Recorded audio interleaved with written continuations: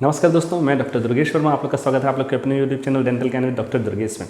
दोस्तों, आप लोगों ने कई बार देखा होगा कि बहुत लोगों का ऊपर और नीचे का बहुत सारा दांत एक साथ घिस के छोटे हो जाते हैं। कई बार इसमें आदमी लोगों को तकलीफ भी होता है, दांतों में कनकनाहट हो सकता है, पेन हो सकता है, और कई बार कोई तकलीफ नहीं होता, लेकिन दांत धीरे धीरे करके दांतों के सब लेयर, ऊपर का जो एनामल रहता है वो पूरा घिस जाता है, उसके बाद डेंटिन का लेयर घिस जाता है और कई बार नस भी ओपन हो जाता है। तो ये क्यों होता है, क्या क्या कारणों से ये होता है, क्यों अगर ये हो गया है तो आपको इससे तकलीफ़ होना है, क्या तकलीफ़ आपको आ सकती है और हम इसको कैसे ठीक कर सकते हैं, सभी चीज़ें हम आज इस वीडियो में विस्तार से जानने वाले दोस्तों इसके बहुत सारे कारण हो सकते हैं। बहुत सारे कारणों से आपके दांत घिस सकते हैं। कुछ नेचुरली रीज़न होते हैं, मतलब उससे आपको कोई पता नहीं चलता कि ये क्यों हो रहा है, और कुछ चीज़ें ऐसा होता है जो हमारे खुद के कारण से होता है। मतलब हम कुछ चीज़ें ऐसे यूज़ करें जैसे गुटखा, तंबाकू, बीड़ी, ये सब लगातार ले रहे हैं, उसकी वजह से भी ये चीज़ें होती हैं। तो हम सबसे पहले जानते हैं नेचुरल कारण। मतलब कई बार ऐसा होता है कि हमको पता नहीं चलता और दांत घिसते जाता है, जिसमें सबसे पहला ये होता है कि कई लोगों की आदत होती है कि रात में सोते समय दांत को ऐसे खींचते हैं, पीसते हैं ज़ोर ज़ोर से, या फिर हम जिसको किटकिटाना बोलते हैं। ऐसा अगर हम ज़ोर ज़ोर से करते जा रहे हैं, ये कई जन का आदत में रहता है, हैबिट में रहता है।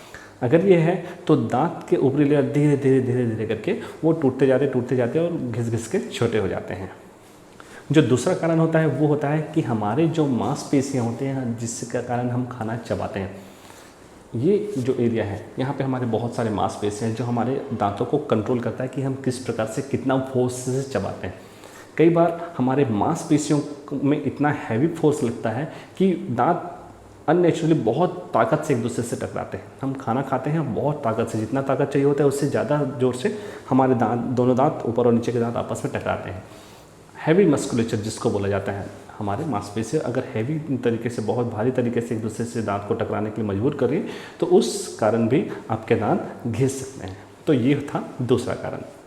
जो तीसरा कारण होता है, कई बार लोगों को एसिडिटी की समस्या होती है। एसिडिटी की अगर समस्या है तो वो हमारे, जिसको हम एसिड रिफ्लेक्स बोलते हैं, हमारे पेट से अपने को पता नहीं चलता लेकिन थोड़ा थोड़ा एसिड आते जाता है हमारे मुंह में, और दांत के ऊपरी लेयर जिसको हम एनामल कहते हैं उसको घिसते जाता है। एसिड ज़्यादा होगा तो दांत का लेयर धीरे धीरे करके कमज़ोर होते जाएगा। तो नेक्स्ट कारण होता है दोस्तों दांतों का पैटर्न। मतलब ये कि दांत अगर अननेचुरल तरीके से, मतलब एक अलग पैटर्न से हमारे दांत एक दूसरे से टकरा रहे हैं जो नॉर्मल पैटर्न नहीं है, तो उस कंडीशन में भी अगर हमारे ऊपर के दांत नीचे के दांत से दूसरे पैटर्न से टकरा रहे हैं, जिसमें हमारा नेचुरल दांत वैसा नहीं होता लेकिन अलग तरीके से वो टकरा रहे हैं, तो भी टकराने की वजह से ही ऊपर के दांत या नीचे के दांत का लेयर जो है धीरे धीरे करके निकलते जाता है। तो ये चीज़ ये हो गया कि अगर हमारा पैटर्न जो है वो नेचुरल नहीं है, नेचुरल नहीं होने की वजह से हमारे दांत टकराते जा रहे हैं, उसके कारण भी दांत का लेयर निकल सकता है। तो ये कुछ चीज़ें थी जो आपको पता भी नहीं चलता और आपके दांत घिसते जाते हैं। तो इसमें आप कुछ भी नहीं कर सकते, आप चाहते हुए भी इसमें कोई एक्शन नहीं ले पाएंगे। लेकिन कुछ चीज़ें ऐसे हैं जो हमारे खुद के कारण से होता है। हमारे दांतों का जो छोटा होना या हमारे दांतों का घिसना वो खुद के वजह से होता है, जिसमें सबसे पहला चीज़ होता है जो बहुत ज़्यादा मात्रा में सुपारी खाते हैं, गुटखा का सेवन करते हैं, वो लगातार दिन भर गुटखा और सुपारी चबा रहे हैं।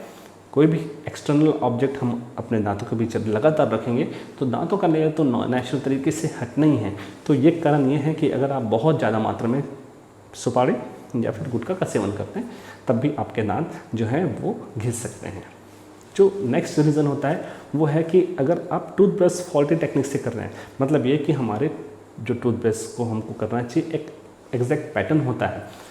दांतों में ब्रश करने का एक बहुत सही पैटर्न होता है जिसको आप इस वीडियो पे ज़रूर जाके देख सकते हैं कि हमको ब्रश कैसे करना चाहिए। लेकिन अगर हम सही तरीके से ब्रश नहीं कर रहे हैं, हार्ड ब्रश यूज़ कर रहे हैं, हमको 2 से 3 मिनट ब्रश करना चाहिए, लेकिन लगातार हम दांत को घिस रहे हैं ताकि ज़्यादा साफ हो, तो ऐसा नहीं होता, दांत उसके कारण और घिसते हैं। हम हार्ड ब्रश यूज़ कर रहे हैं, बहुत देर तक ब्रश कर रहे हैं, तो भी हमारा जो दांत है वो घिस सकता है।